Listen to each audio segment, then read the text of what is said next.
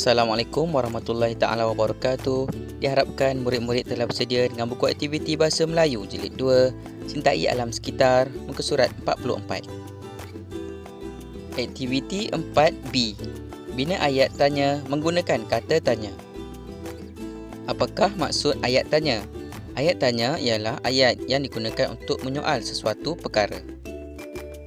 Apakah ciri-ciri ayat tanya? Ayat tanya mempunyai kata tanya dan tanda soal di hujung ayat. Mari kita baca sama-sama. Cintai alam sekitar.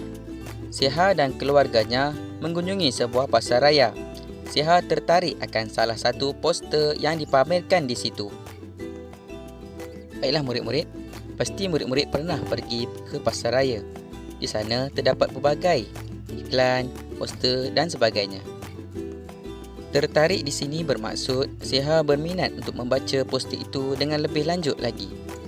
Sekarang kita lihat poster itu. Kami memerlukan sampah anda. Sampah yang diperlukan ialah semua jenis peralatan elektrik rumah dan pejabat. Beli barang yang perlu sahaja. Beli barang yang boleh digunakan semula. Kami akan menggantikan barangan anda dengan wang tunai atau tumbuhan seperti pokok bonsai atau pokok ati-ati. Berminat? Kunjungi kami di Pasar Raya Cahaya pada 26 Ogos 2021 jam 10 pagi hingga 4.30 petang. Hubungi Puan Mahani di nombor telefon 03 888 888. Baiklah murid-murid, sekarang kita perlu membina ayat tanya menggunakan kata tanya yang telah diberikan. Ada 4 kata tanya yang diberikan. Jadi kita perlu bina 4 ayat tanya. Nombor 1, apa? Apa digunakan untuk menyoal sesuatu perkara? Contoh, apakah yang diperlukan di dalam iklan itu? Kedua, siapa? Siapa ini adalah merujuk kepada orang.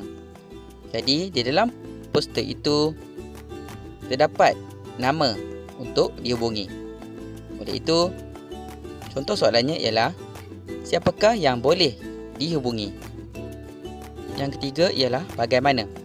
Bagaimana digunakan untuk menyoal lebih lanjut sesuatu perkara? Contoh ayat tanya ialah bagaimana jika berminat? Yang keempat ialah mengapa? Mengapa ialah kata tanya yang digunakan untuk kita mengetahui sebab sesuatu perkara itu berlaku. Contoh ayat tanya ialah mengapakah kita perlu membeli barangan yang boleh digunakan semula? Jadi, murid-murid bolehlah menggunakan contoh ayat tanya yang cikgu berikan ini sebagai panduan untuk membina ayat tanya yang lain.